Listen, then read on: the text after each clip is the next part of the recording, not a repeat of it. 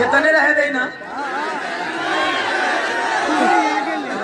अरे याद धराई दिहले साथे के संगतिया।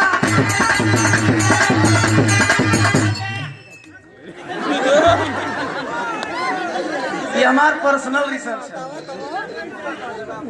है। और कहीं आका कहीं रानी जब छूटे नया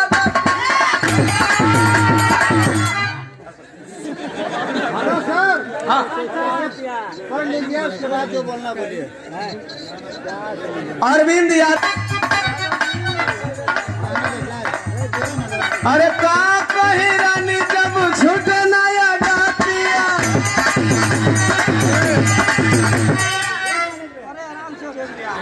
आराम से आराम से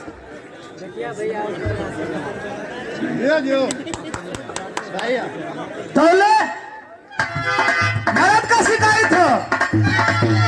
हम तो हाई तहल ससुर जी। अरे हम तो हाई तहल ससुर जी।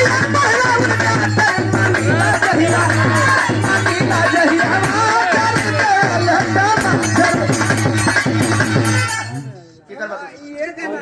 यह गाना तोहर मेहरारू सही में टमाटर के जगह वाटर धरावे का। एक नंबर की बात लोग सही है साहब। तौले ये 200 रुपया पुरस्कार अवधेश कुमार भैया अलीपुर से चरणों में प्रणाम उपस्थित जनसमूह के कोट कोट सनमन। ये गीत और बड़ी पसंद कर, हालांकि मेरी गाई हुई हर गीत आप लोग पसंद करते हैं। अरे तानवा कारनवा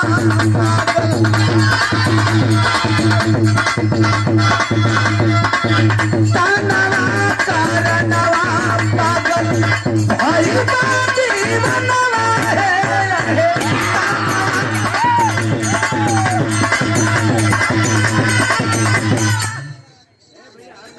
दुआई चाहता हूँ दिक्कत है भैया और चाहता लंबा का। हम चाहते हैं कम में तो हम लोग का मजा आ जाए। करीब तुरंत बीरस का बिरहा है। यही से हम शॉर्ट वर्ड में सबकर पूरा कर दे, चूंकि आप लोग भी बड़ा उम्मीद लेके आये हो। अगर गाड़ी के हम जितेंद्र भैया ना गले तो गाड़िया उठा लेता। जितेंद्र भैया के करीब करीब 4-5 बार फोन के लिए 7 बजे भी शायद बाजे का तैयारी चल रहा। 20 रुपया मोछू पान भंडार निवेदन करना चाहता हूँ आशिकों से। कभी प्यार मत करना, कभी प्यार मत करना। प्यार में धोखा सिवा कुछ मिलता ही नहीं है। हम कहानी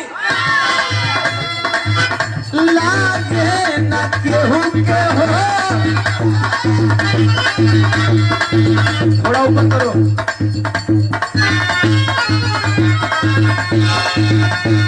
अरे लागे न केहू के हो प्यार के बीमारी। खवाना के बात ये करा से भारी।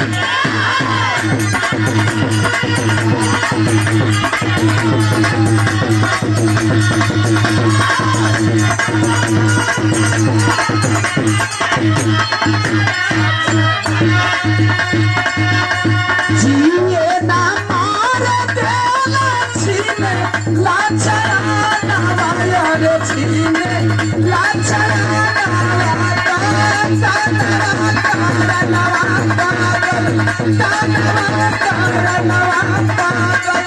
भाई